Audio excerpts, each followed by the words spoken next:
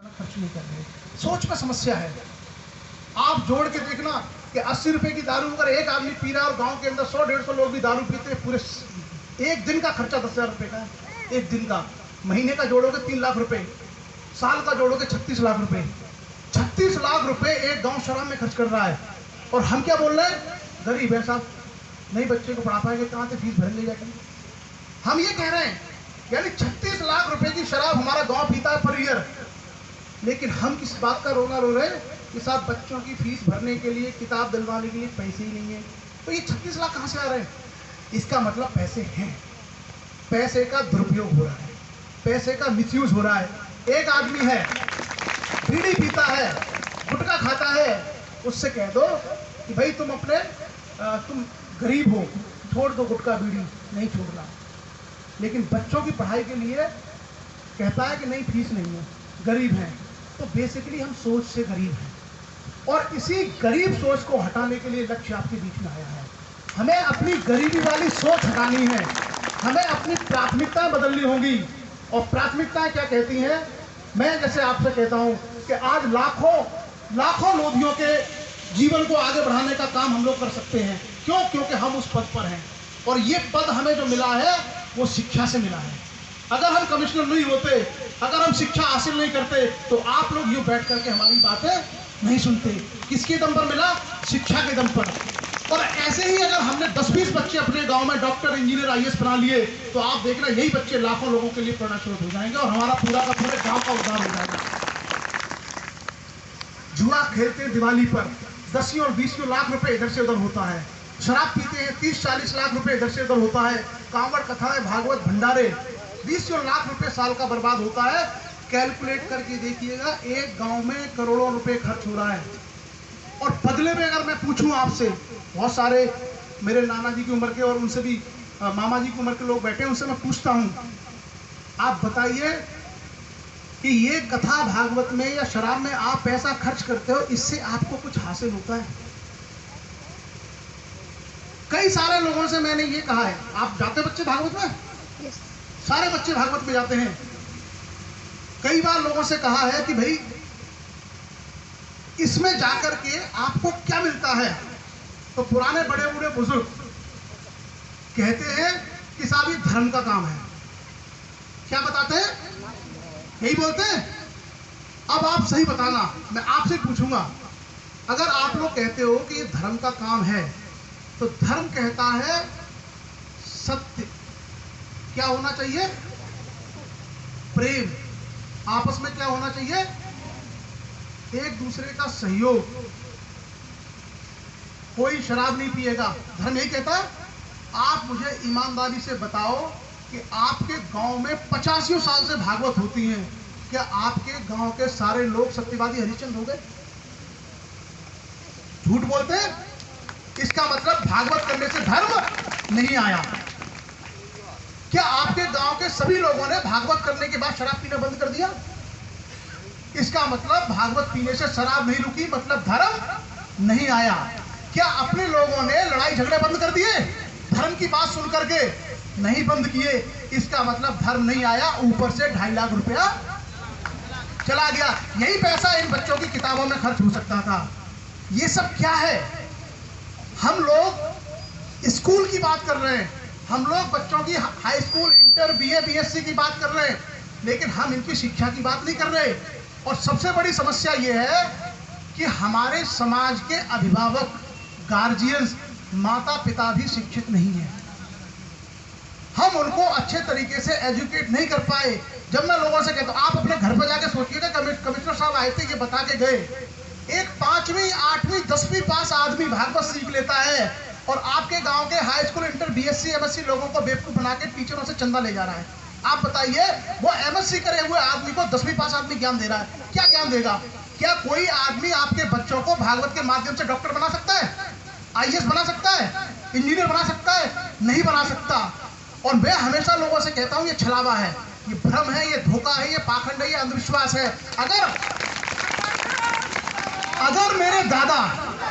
अगर मेरे दादाजी बूढ़े आदमी है, 100 साल के, और अगर मैं भागवत में चंदा देता हूं और अपने दादा को इतनी ठंड में एक जर्सी कोट और दवाई नहीं दिलवा सकता तो मैं दुनिया का सबसे बड़ा पाखंडी और अधर्मी आदमी।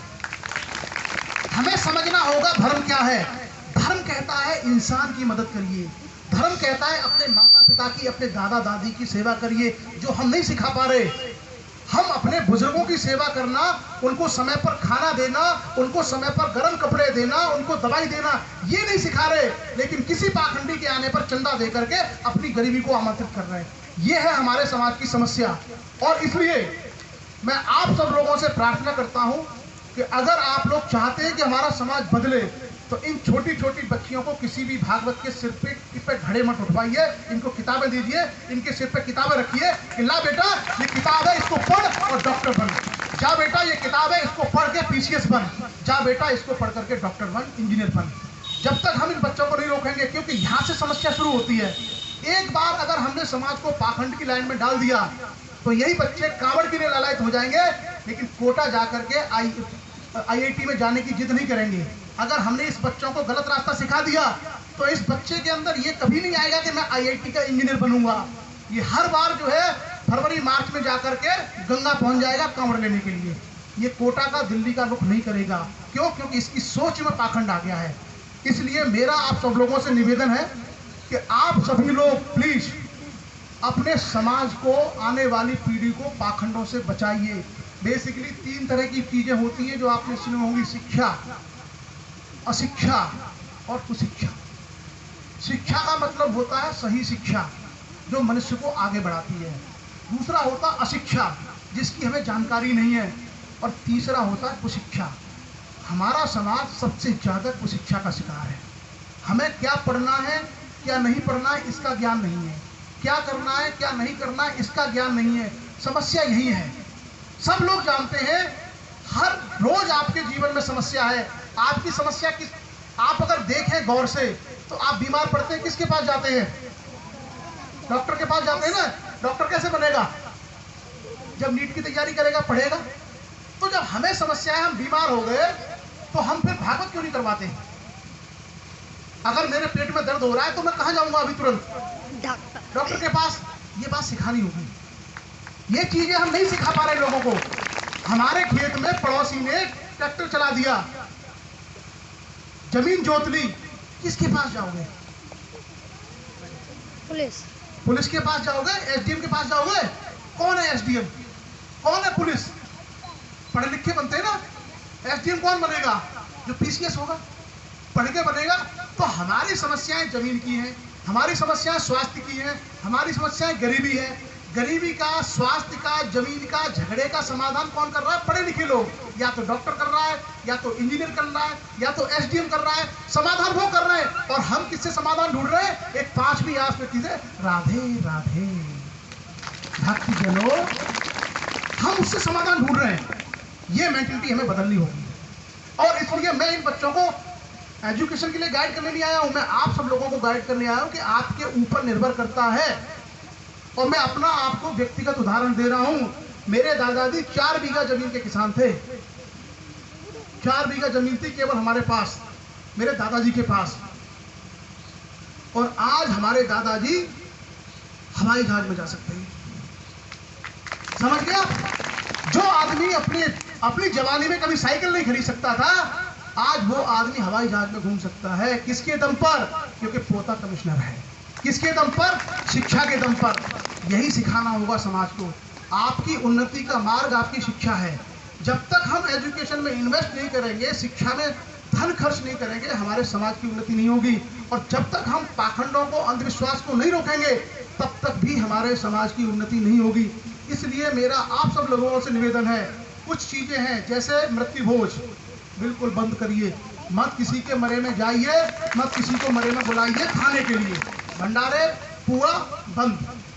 कथा, कावड़, भागवत इसको मत करिए। घर में देखिए कौन आदमी बीमार है, उसकी सेवा करिए।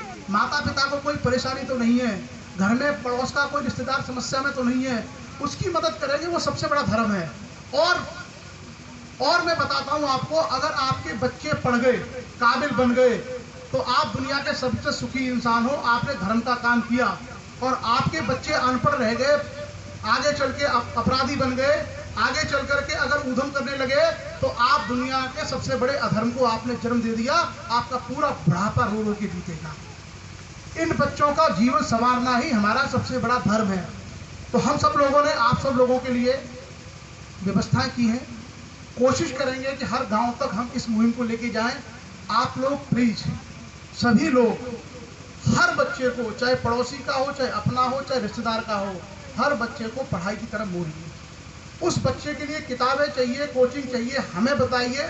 और साथ ही साथ समय निकाल के आर्थिक सहयोग करके जो आप चंदा देते हैं, आप चंदा देते हैं ना भागवत वगैरह के लिए, प्लीज कुछ चंदा इन बच्चों के कैरियर के लिए भी दीजिए। कुछ किताबें इनको दान करिए, किसी बच्चे की फीस भरिए। और मैं आपको इतना आश्वस्त करता हूं कि आपके समाज से, आपके गांव से कोई भी बच्चा जो 1 रुपए की फीस नहीं दे सकता, IAS PCS की 2.5 लाख रुपए फीस है, मैं आपको यहाँ पर गारंटी दे रहा हूँ कि उस 2.5 लाख रुपए की व्यवस्था या उसकी निःशुल्क कोचिंग मैं करवाऊंगा। आप अपने बच्चों को भेजिए, बस सोच बदल लीजिए। सपने देखिए शासक बनने के, सपने देखिए व्यवस्था का हिस्सा बनने के। न्यायपालिका, bureaucracy, medical, IIT, teacher, professor, advocate, ये सारी चीजें हैं जिनसे देश चलता है। अगर जब तक हम इसमें नहीं घुसेंगे, हमारे समाज को, हम लोगों को कोई नहीं पूछेगा। तो मेरा आप सब लोगों से निवेदन है, और इतनी कड़कड़ाती ठंड में आप लोग केवल भागवत या किसी नेता को सुनने जाते होंगे। ये पहली बार समाज का परिवर्तन हो रहा है कि आप सब लोग इतनी ठंड में एजुकेशन के प्रोग्राम में आए हैं। ये हमारे समाज की बदलती हुई तस्वीर को बयां करता है। कभी लोग ऐसे नहीं आते थे। एक बहुत बड़े परिवर्तन के दौर से हम लोग गुजर रहे हैं, और मुझे उम्मीद है कि मेरी ननिहाल एक नया इतिहास रचेगी। आगे चल करके यहाँ से भी बहुत सारे बच्चे बड़ी बड़ी सेवाओं में आएंगे। हम आपका सहयोग करने के लिए, हमारी राजपूत जी की पूरी टीम आपका सहयोग करने के लिए यहाँ पर है। आप बच्चों को आगे निकालिए, और प्लीज बड़े बुजुर्ग, देखो मैं आपसे कहता हूँ, कई बार हमारे बड़े बूढ़े जो लोग हैं, उन्होंने अपने समय पर कोई चीजें की हैं, वो सब ये कहते हैं कि हमारी चीजें सब बढ़िया थी। मैं आपसे कहता हूं कि आप भी अपनी सोच में थोड़ा सा बदलाव लेके आइए। चीजें समय के अनुसार बदलती हैं। पहले इस देश में सती प्रथा होती थी, यानी किसी औरत के पति के मरने के बाद उस औरत को पति के साथ चिता में जलाते थे, जिसको कहा जाता था सती प्रथा। वो हमारी संस्कृति का हिस्सा थी। हर आदमी कहता था ये बढ़िया काम है, कर सकता है। इसका मतलब बहुत सारी गलतियां पहले होती थी, हम उन गलतियों को ना ढूंढें। पहले किसी देवी के सामने, माता के सामने आदमी की बलि दी जाती थी, जिसे कहा जाता था नर बलि प्रथा। क्या आज आप ऐसा कर सकते हो? नहीं। तो बहुत सारी चीजें पहले गलत थी। पहले